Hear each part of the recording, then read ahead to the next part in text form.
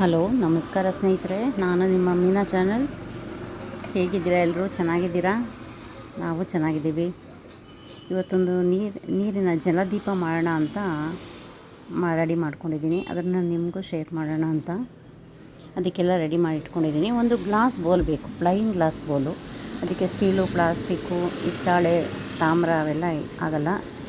Steel ಗ್ಲಾಸ್ದೇ ಬೇಕು, glass ಬೌಲೇ ಬೇಕು. ಅದಕ್ಕೆ ಹಿತ್ತಾಳೆ, ತಾಮ್ರ ಅವೆಲ್ಲ ಆಗಲ್ಲ. ಪ್ಲೈನ್ ಗ್ಲಾಸ್ ಬೌಲೇ ಬೇಕು. ಅದಕ್ಕೆ ನಾನು ರೆಡಿ ಮಾಡ್ಕೊಂಡಿದ್ದೀನಿ. ಒಂದು ತಟ್ಟೆಯಲ್ಲಿ ಅರಿಶಿನ ಎಲ್ಲ ಹಚ್ಬಿಟ್ಟು ಅದಕ್ಕೆ ಅಕ್ಕಿ ಹಿಟ್ಟಿನಿಂದ ಅಕ್ಕಿ ಹಿಟ್ಟಿಂದ ಬಿಡಬೇಕು ರಂಗೋಲಿ ಎಲ್ಲ. ಅದರಲ್ಲಿ ಒಂದು ಸ್ಟಾರ್ ರಂಗೋಲಿ ಬಿಟ್ಟು ಅದಕ್ಕೆ ಅರಿಶಿನ, ಕುಂಕುಮ ಎಲ್ಲ ಇಟ್ಟು ರೆಡಿ ಮಾಡ್ಕೊಳ್ಳಿ. ಅದ್ರ ಮೇಲೆ ಒಂದು ವೀಳ್ಯದೆಲೆ ಇಡಿ, ಕುಂಕುಮ ಹಚ್ಬಿಟ್ಟು ಅದ್ರ ಮೇಲೆ ಗ್ಲಾಸ್ಗೂ ಅರಿಶಿನ, ಕುಂಕುಮ ಎಲ್ಲ ಹಚ್ಬಿಟ್ಟು ಗ್ಲಾಸ್ಗೂ ಇಡಿ.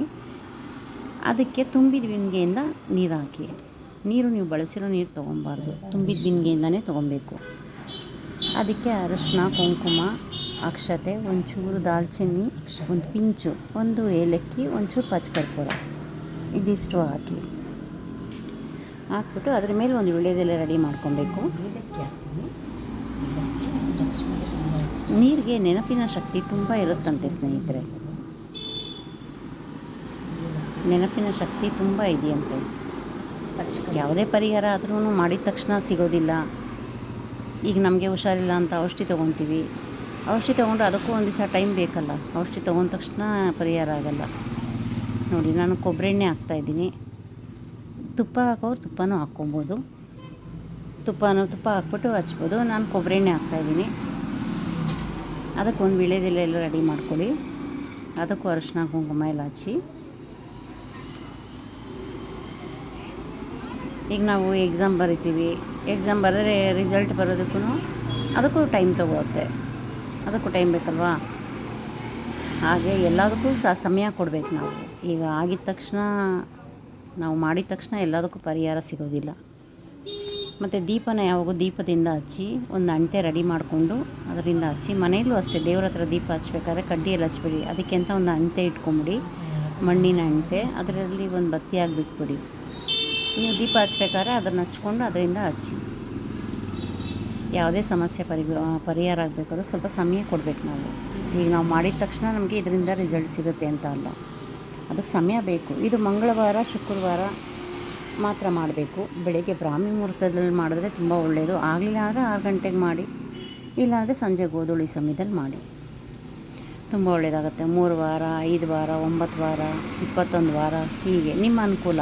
ನಿಮ್ಗೆ ಹೇಗಾಗುತ್ತೋ ಹಾಗೆ ಮಾಡಿ, ಒಳ್ಳೆಯದಾಗುತ್ತೆ. ಈಗ ನಾನು ಇಕ್ಕಿರೋ ದಿಕ್ಕು ಪಶ್ಚಿಮ ದಿಕ್ಕು. ಪಶ್ಚಿಮ ದಿಕ್ಕಿನಲ್ಲಿ ಹಣಕಾಸಿನ ಸಮಸ್ಯೆ, ನಿಮಗೇನಾದ್ರು ಹಣಕಾಸಿನ ಸಮಸ್ಯೆ ಏನಾದ್ರು ಇದ್ದರೆ ಪಶ್ಚಿಮ ದಿಕ್ಕಿನಲ್ಲಿ ಅದು ಬಗೆಹರಿಯುತ್ತೆ. ಅದಕ್ಕೆ ನಿಮ್ಮ ಹಣಕಾಸಿನ ಬಗ್ಗೆ ಏನಾದರೂ ತುಂಬ ಸಮಸ್ಯೆಗಳಿರ್ಬೋದು. ಯಾರಿಗೋ ಕೊಟ್ಟಿರ್ತೀರ, ಬರೋದಿಲ್ಲ. ನೀವೇನೋ ಕೆಲಸ ಎಲ್ಲೋ ಕಟ್ಟಿರ್ತೀರ, ದುಡ್ಡು ಅದು ಬಂದಿರೋದಿಲ್ಲ. ಹಾಗೆ ಹಣಕಾಸಿನ ಬಗ್ಗೆ ಏನೋ ಸಮಸ್ಯೆ ಇದ್ದರೂ ಪಶ್ಚಿಮ ದಿಕ್ಕು. ಉತ್ತರ ದಿಕ್ಕು ಬಂದು ನೀವೇನಾದ್ರು ಕೆಲಸ ಅಂದ್ಕೊಂಡಿರ್ತೀರ, ಏನಾದ್ರು ನಾವು ಅಂದ್ಕೊಂಡ್ರೆ ಕೆಲಸ ಆಗಬೇಕು ಅಂತ, ಉತ್ತರ ದಿಕ್ಕು. ಇನ್ನು ಪೂರ್ವ ದಿಕ್ಕು ಬಂದು ಆರೋಗ್ಯ ಸಮಸ್ಯೆ, ಮನೆಯಲ್ಲಿ ನೆಗೆಟಿವ್ ಥಾಟ್ಗಳು ಏನಾದ್ರು ಇರುತ್ತೆ, ಅದಕ್ಕೆ ನೋಡಿ ಮಾಡಿ. ಅದು ಗ್ಲಾಸ್ ಪ್ಲೈನ್ ಬೌಲೇ ಇರಬೇಕು, ಡಿಸೈನ್ ಇರಬಾರ್ದು. ಅದು ನಾವು ನೀರು ಹಾಕಿದಾಗ, ನೀರಲ್ಲಿ ದೀಪ ಹಚ್ಚಿದಾಗ ಆ ನೀರಿನಲ್ಲೂ ಅದು ತುಂಬ ಕಾಣುತ್ತೆ, ಬ್ರೈಟಾಗಿ ಕಾಣುತ್ತೆ. ಅದು ನೀವು ಮಾಡಿ, ಅದು ಚೆನ್ನಾಗಿರುತ್ತೆ, ನಿಮಗೆ ಗೊತ್ತಾಗುತ್ತೆ. ಖಂಡಿತ ಮಾಡಿ. ಲೈಕ್ ಮಾಡಿ, ಶೇರ್ ಮಾಡಿ, ಕಮೆಂಟ್ ಮಾಡಿ. ನಮಸ್ಕಾರ.